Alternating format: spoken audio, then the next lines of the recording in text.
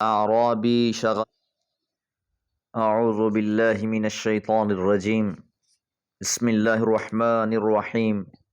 سيقول لك المخلفون من الأعراب شغلتنا أموالنا وأهلنا فاستغفر لنا يقولون بألسنتهم ما ليس في قلوبهم قل فمن يملك لكم من الله شيئا إن أراد بكم ضرا أو أراد بكم نفعا بل كان الله بما تعملون خبيرا بل ظننتم أن لن ينقلب الرسول والمؤمنون إلى أهليهم أبدا ذلك في قلوبكم وظننتم ظن السوء وكنتم قوما بورا من لم يؤمن بالله ورسوله فإنا أعتدنا للكافرين سعيرا وَلِلَّهِ مُلْكُ السَّمَاوَاتِ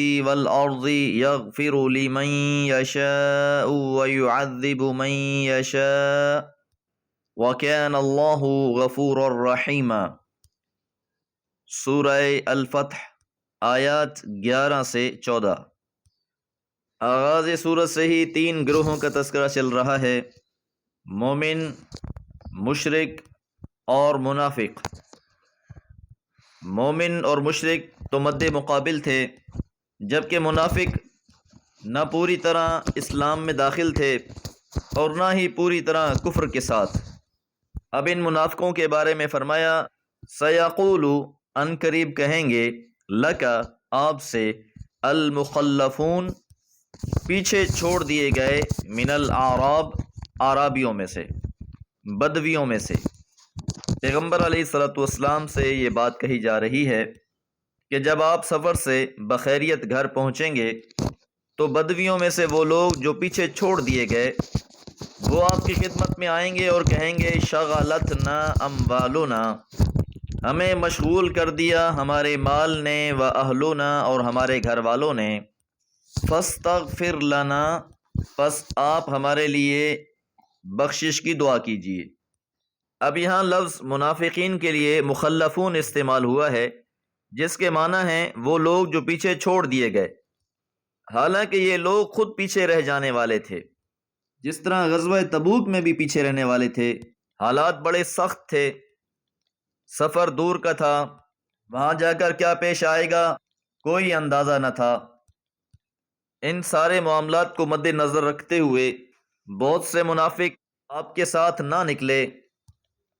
ان کے لیے لفظ اللہ تعالیٰ نے المخلفون استعمال کیا کہ جن کو پیچھے چھوڑ دیا گیا، حالانکہ وہ پیچھے رہ کر اپنے آپ کو بڑا دانشور سمجھ رہے تھے، اپنے فیصلے پہ بڑے نازاں تھے، لیکن حقیقت حال یہ تھی کہ اللہ تعالیٰ نے ایسے لوگوں کو آپ کی صحبت کے لیے چنا ہی نہیں، وہ اس بہت بڑے شرف سے محروم رہ گئے۔ تو یہ وہی انداز ہے جو سورہ صف میں بھی بیان کیا گیا ہے، فَلَمَّا زَاغُوا أَزَاغَ اللَّهُ قُلُوبَهُمْ، کہ جب انہوں نے ٹیڑھی راہ اختیار کی تو اللہ نے بھی ان کے دلوں کو ٹیڑھا کر دیا۔ تو ان لوگوں نے بھی بزدلی دکھائی، آگے نہ بڑھے، اس وجہ سے اللہ نے ان کو پیچھے دھکیل دیا۔ تو یہ مخلفون مدینہ کے اطراف میں دیہاتوں میں رہتے تھے، اس لیے ان کے لیے لفظ الاعراب استعمال ہوا۔ تو اللہ تعالیٰ نے واپسی پر آپ کو ان کے حالات سے پہلے ہی آگاہ کر دیا اور ان کے بارے میں فرمایا یقولون، وہ کہیں گے، بِأَلْسِنَتِهِمْ، اپنی زبانوں سے، ما لیسا، جو نہیں ہے، فی قلوبہم، ان کے دلوں میں۔ لسان کی جمع السنہ اور قلب کی جمع قلوب، کہ یہ جو اپنی زبان سے باتیں کریں گے وہ ان کے دل کی باتیں نہیں ہیں۔ قل، تو آپ کہہ دیجئے، فَمَن یملک، کون اختیار رکھتا ہے، لکم، تمہارے لیے، من اللہ شیئا، اللہ سے کچھ بھی، ان اراد بکم ضرا، اگر اللہ ارادہ کر لے تمہارے بارے میں نقصان کا، او اراد بکم نفعا، یا وہ ارادہ کر لے تمہارے بارے میں کسی نفع کا۔ یہ بات سمجھنے کی ہے کہ یہ لوگ تو دنیاوی مفاد کی وجہ سے، دنیاوی فائدے کی وجہ سے غزوے میں شریک نہ ہوئے، لیکن تمام کے تمام نفع و نقصان تو اللہ کی طرف سے ہیں۔ تو اگر اللہ تعالیٰ ان کے بارے میں کسی نقصان کا ارادہ کر لے تو پھر کون ہے جو ان کو اس نقصان سے بچا سکے؟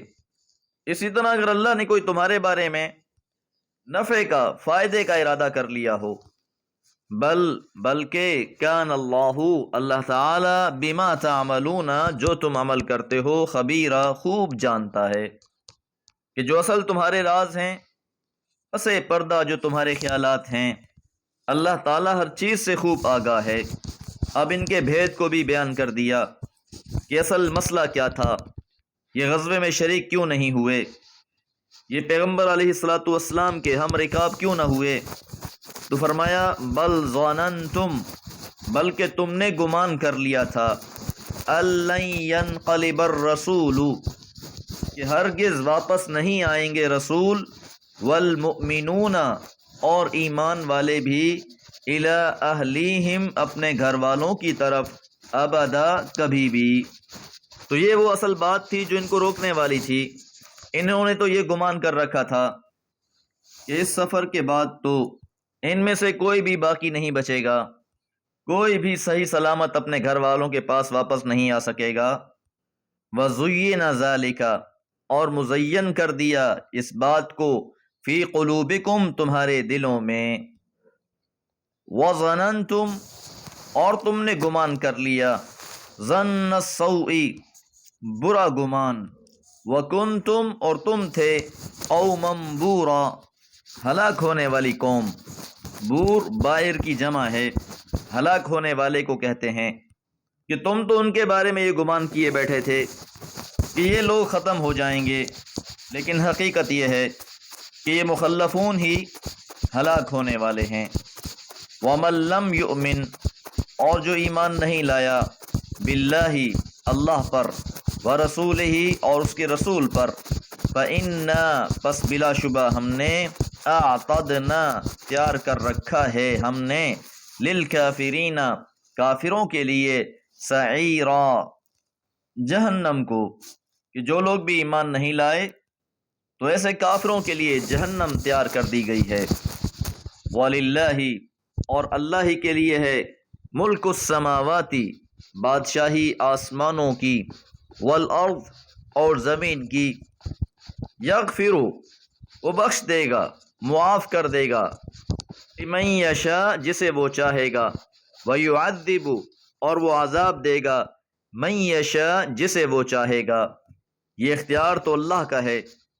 وَكَانَ اللَّهُ، اور اللہ تعالی، غفوراً، خوب درگزر کرنے والا، رحیمہ، اور رحم کرنے والا ہے۔ کہ اب یہ معاملات تو اللہ کے ہیں، اختیارات اللہ کے ہیں، وہ جسے چاہے گا بخش دے گا، جسے چاہے گا عذاب دے گا۔ اللہ کے معاملات میں کسی کو مداخلت نہیں ہے۔ البتہ اللہ تعالیٰ کی یہ صفت ہے کہ اللہ تعالیٰ بہت زیادہ معاف کرنے والے ہیں، معاف کرنے کو اللہ پسند کرتے ہیں، اور رحیمہ، رحم کرنے والے بھی ہیں۔ اللہ کی رحمت اللہ کے غضب پر غالب ہے۔ دعا گو ہیں اللہ تعالیٰ ہم سب کی بھی تمام خطائیں معاف فرمائے۔ وما علیہ الا البلاغ۔